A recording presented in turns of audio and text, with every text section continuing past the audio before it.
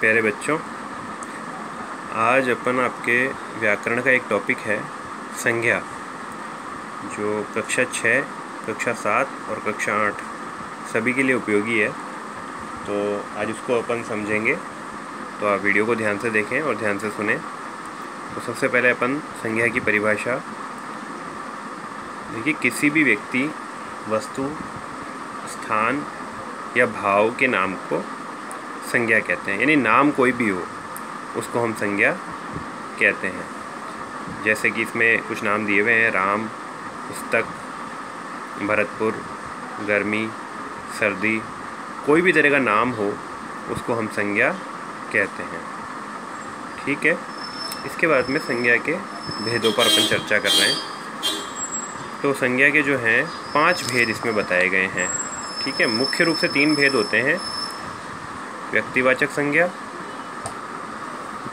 जातिवाचक संज्ञा और भाववाचक संज्ञा।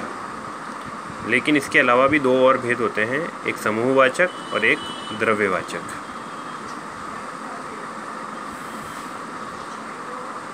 ठीक है बच्चों। अब व्यक्तिवाचक संज्ञा जो है, जिस संज्ञा से किसी भी व्यक्ति, वस्तु या स्थान विशेष का बोध होता है उसको हम व्यक्तिवाचक संज्ञा कहते हैं। यानी किसी भी व्यक्ति का नाम हो, किसी वस्तु का या थिंग का नाम हो, या किसी स्थान का नाम हो, तो वो सब व्यक्तिवाचक संज्ञा में आते हैं। जैसे इसमें कुछ उदाहरण दिए गए हैं, देखिए आप। जैसे व्यक्तियों के नाम दिए गए हैं, है ना, राम, मोहन, सीता, है ना, कालू आदि। दिशाओं के नाम हो सकते हैं, है ना। दिशाएं स्थान सूचक होती है, तो पूर्व, पश्चिम, उत्तर, दक्षिण, इस तरह से। देशों के नाम हो सकते हैं, जैसे इसमें दिए गए हैं, भारत है, चीन, कोई भी देश का नाम हो, जापान, अमेरिका, भूटान, कुछ भी।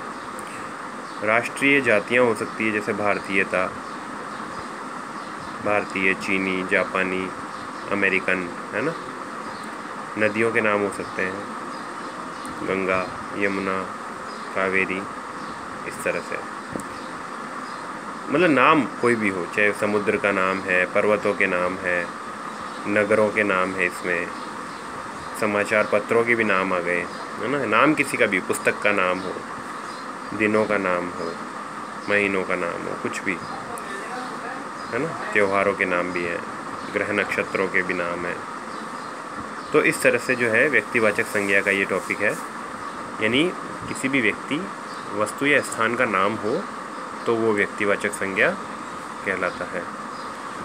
अब है जातिवाचक संज्ञा। देखिए आप, तो जिन संज्ञा शब्दों से किसी भी प्रकार के जाति या वर्ग की वस्तुओं का बोध होता है, यानी किसी भी जाति या वर्ग का बोध हो, या किसी वस्तु की जो है बहुत सारी क्वांटिटी का बोध हो, है ना, तो उसको हम कहते हैं जातिवाचक संज्ञा। जैसे मैंने बोला मनुष्य, तो सारे मनुष्यों का बोध होता है, इसमें पूरी मनुष्य जाति का बोध होता है।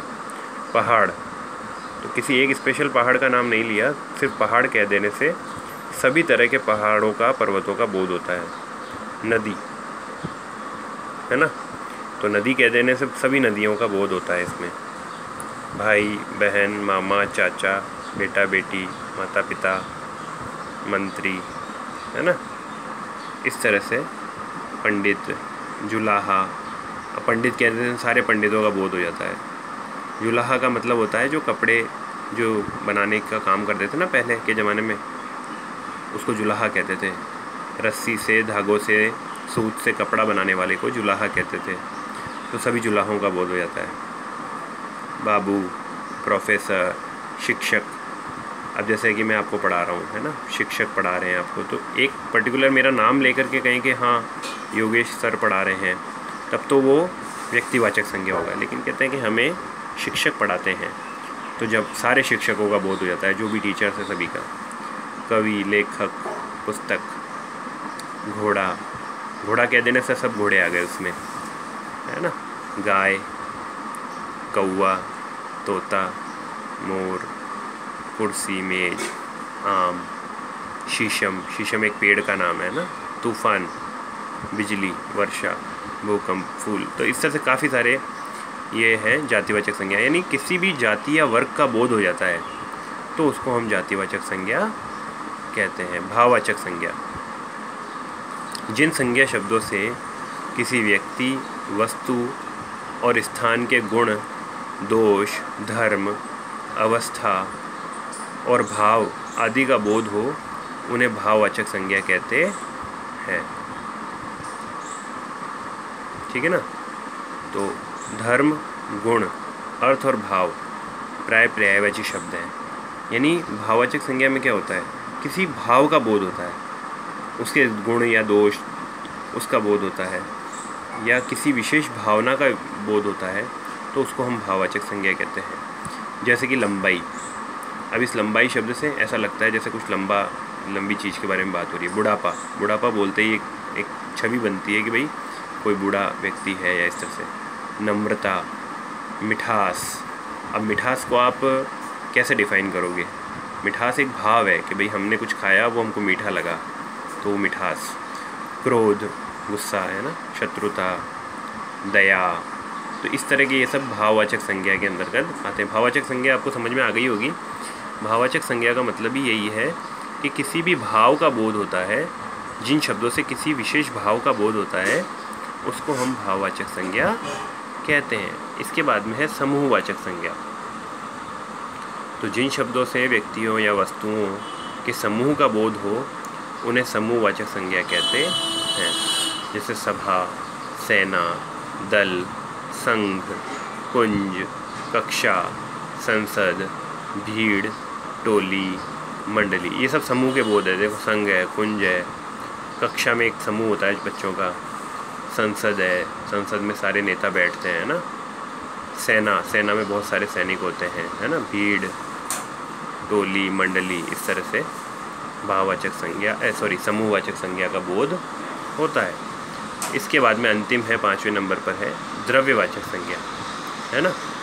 तो द्रव्यवाचक संज्ञा का मतलब है जिस संज्ञा से नाप तौल वाली वस्तुओं का बोध हो उन्हें द्रव्यवाचक संज्ञा कहते हैं।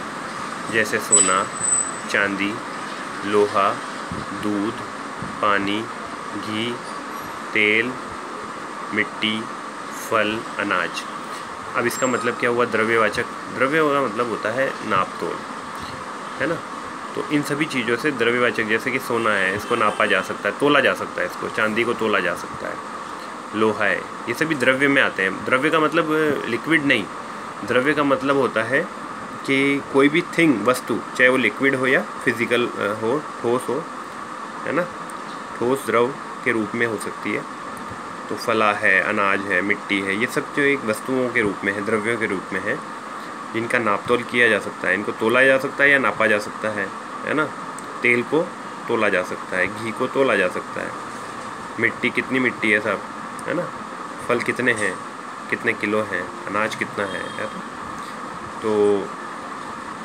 तो वैसे तो समूहवाचक मैंने आपको बताया 3 ही होती है संज्ञाएं। एक तो ये व्यक्तिवाचक, दूसरी है ये जातिवाचक और तीसरी है ये भाववाचक, है ना। और इस जातिवाचक के अंतर्गत ही ये दोनों आते हैं, समूहवाचक और द्रव्यवाचक, है। लेकिन फिर भी आपको हिंदी में अलग से इसको पढ़ाया गया है। तो ये आपका पूरा संज्ञा का प्रकरण पूरा हो गया है यहाँ पर।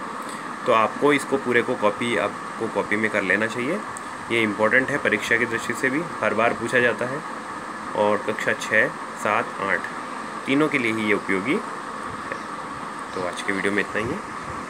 आप इसको अच्छे से 1-2 बार देख करके समझ लेना अच्छे से, है ना। ठीक है बेटा।